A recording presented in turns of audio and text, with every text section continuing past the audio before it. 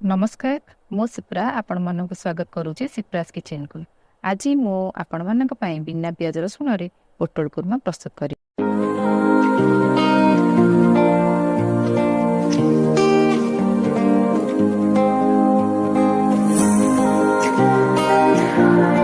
आसतु जानी ना आवश्यक सामग्री गुड़िक पोटल नहीं पोटल को एमती चोपा छड़े रखिदे एमती चारिफड़ा कर काट बिलाती कच्चा लंका अदा 2 इंच अदा को मुझे भाव में काटिकी रखी। काजू मुझे नहीं समस्त तो घर काजू आवेलेबल थी 12 ରୁ 13टी काजू मुझे कसूरी मेथी हलदी गुंड जीरा गुंड धनिया गुंड काश्मीरी लंका गुंड गरम मसला गुंड किछि लुण चीनी अमूल नहीं ता सहित किछि पानी नहीं आ छाणिया पे तेल नहीं आम जो मसला गुड़िक नहीं ताको ग्राइंडिंग करछि बिलाती काजू कंचा लंका अदा को गोटे पेस्ट बनै देछि। तेल गरम करवा तेल गरम हेले आमे पोटल गुड़िक ए छाणीद भल भाव में।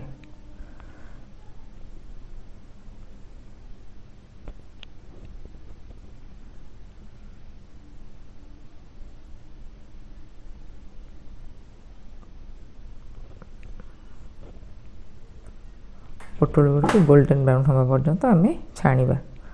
देखो बर्तमान गोल्डन ब्राउन हो जाइए आम गोटे प्लेट को काढ़ी रखीदबा।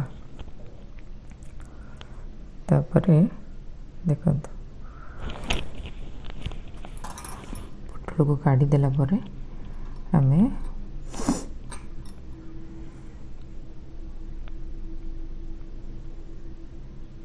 सुंदर कलर देखा जाउछि पोटल। बर्तमान आउ गोटे पैन बसैकी तेल टिके गरम करिया मसला में कसिबा पई तेलटा को गरम हवा पई दबा।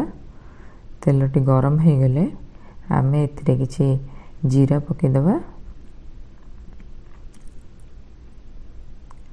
गोटे तेजपत्र पकेबा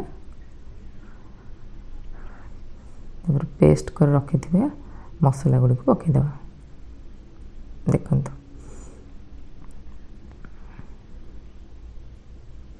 मसला को आम 2 ରୁ 3 मिनिट कसेबा जमीती मसला तेलरू तेलटा अलग हो भाव में कसेबा। आउ पानी देदेबा आमर मिक्सचर ग्राइंडर जो लगी मसला टी भल से धोईकी आम देदेबा पानी। देखो मसला धीरे धीरे फुटा को आरंभ होचे।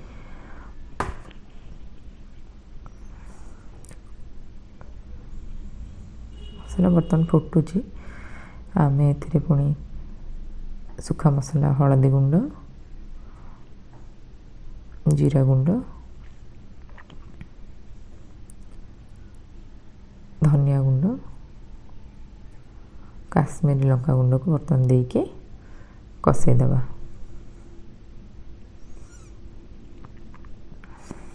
ये मसला टी कसे गला परे आम किसी समय पर जो कस्तूरी मेथी और गरम मसला रखते किसी समय पर पकेबा।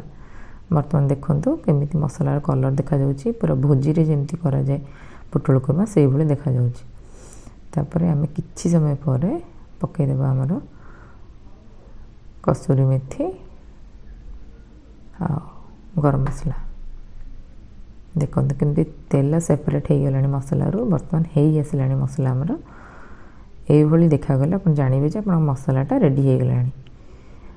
तापर आम ए पकईदे कस्तूरी मेथी आ गरम मसला बर्तमान मुझे पकई देछि। पकईकी देखो कलर पूरा बढ़िया हो गलानी। पोटल बर्तमान आम पकई दउछंती पोटल पकईकी आम ताको मिक्स करवा पोटल सहित मसला को मिक्स करके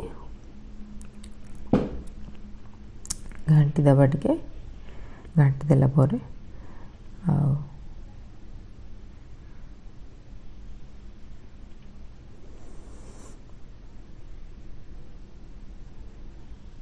देखो मुझे गोले दूसरी सेमती धीरे धीरे हल्का हाथ में गोलेबे कारण पोटल गुड़ा छणा होगी थाए चारिफल कटा जाए तो भांगी जापे से हल्का हल्का हाथ में आपको उल्टा पल्टा करेंगे। टी पानी देदेवे बर्तमान आम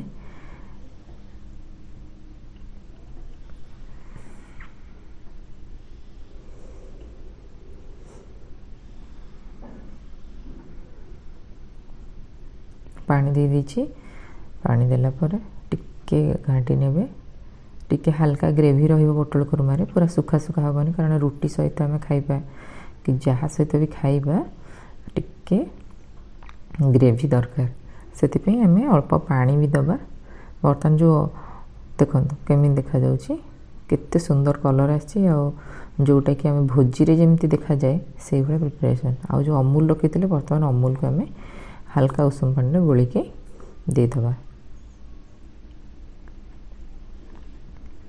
बर्तन मु ऐड कर देछि मिक्स कर देली देखंतु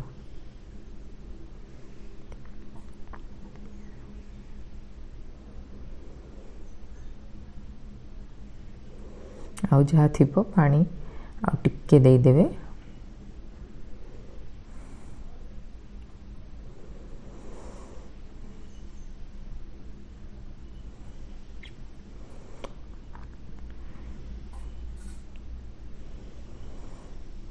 ढांकी की रखीदबा किसी समय लो मीडियम फ्लेम रे आमे घोड़े देकी किसी समय फुटिबा को छाड़ दबा फुटी गला परे बर्तन प्रस्तुत हो गला हमर पोटल कुर्मा एते धनिया पत्र देके हमें हमर पोटल कुर्मा को पूरा फ्लेम ऑफ कर दबा या को हमें रोटी सहित पराठा सहित भी सर्व कर परिबा वर्तमान मो रोटी सहित सर्व कर देखो केते सुंदर कलर आछि।